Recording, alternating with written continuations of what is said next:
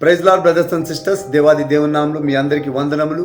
ఈ దినము దేవుని పలుకు అనే కార్యక్రమంలో మీ అందరికీ స్వాగతం. ఈ ఉదయకాల సమయంలో దేవుడు మీతో మాట్లాడుచున్న మాట ఒకటి మనం తెలుసుకుందాం. మరి ప్రతి దినము మనకి దేవుడు ఒక వాగ్దానం దేవుడు ఇస్తున్నాడు. మనం ఎన్నో వాగ్దానములు దేవుడు మనతో మాట్లాడుచున్నాడు. మరి ఆ వాగ్దానం బట్టి మనం నడుస్తున్నాము, ఆ కార్యమును మనం చూస్తాం. ఈ దినము దేవుడు నీతో మాట్లాడుచున్న మాట, బ్రదర్స్ అండ్ సిస్టర్స్, గొప్ప కార్యములు చేసేదురు అంటున్నాడు దేవుడు. హల్లెలూయా. అయితే మనము గొప్ప కార్యములు ఏమి చేయగలము? అన్ని దేవుని సాధ్యమైన కార్యములు ప్రతి ఒక్కటి మన జీవితంలో దేవుడు పెడతాడు.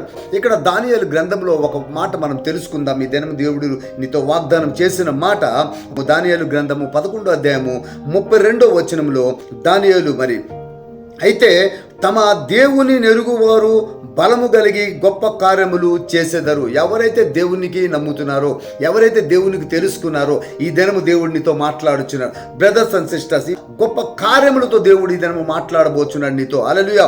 గొప్ప కార్యములను మీరు చేస్తారు, చూస్తారు, మీరు అనుభవిస్తారు. గొప్ప కార్యములను దేవుడు మాట్లాడుతున్నాడు. వాగ్దాన పూరుడు, వాగ్దానము చేసిన దేవుడు, తమ దేవుని నెరుగువారు బలము కలిగి గొప్ప కార్యములు మీరు చేసేదరని దేవుడు మాట్లాడుతున్నాడు. హల్లెలూయా. మీరు దేవునిలో బలముగా ఉండాలని దేవుడు ఆశపడుతున్నాడు. ఈ ఉదయకాల సమయంలో నీతో మాట్లాడుచున్న మాట ఇదే. హల్లెలూయా. ధైర్యం తెచ్చుకొని పని జరిగించండి అంటున్నాడు. ధైర్యం తెచ్చుకొని పని జరిగించాలి. మీ కార్యములు ఏమున్నాయో, మీ పనుల విషయంలో, మీ యొక్క ఆ యొక్క కార్యముల విషయంలో, ప్రతి ఒక్కటి మీ జీవితంలో ఉన్న ప్రతి విషయము మీరు ఈ దినము మొదలు పెట్టండి అంటున్నాడు దేవుడు. హల్లెలూయా. ధైర్యం తెచ్చుకొని పని జరిగించండి. దేవుని వాగ్దానం మీదనే మాట్లాడతాను. అధైర్యపడకండి.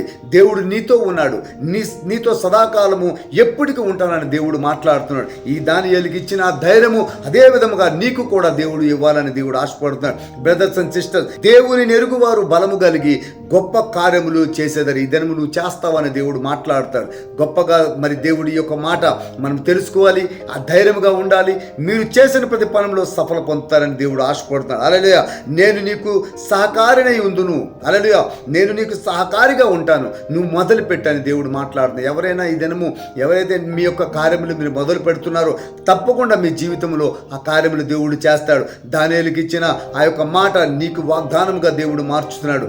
ఆ యొక్క పని నీకు దేవుడు తప్పకుండా మరి చేస్తాడని దేవుడు ఆశపడుతున్నాడు. ఈ ఉదయకాల సమయంలో మీరు ఏ పని చేసినా తప్పకుండా దేవుడు మీకు ఆ కార్యములు చూపెడతాడు, సఫలపరుస్తాడు.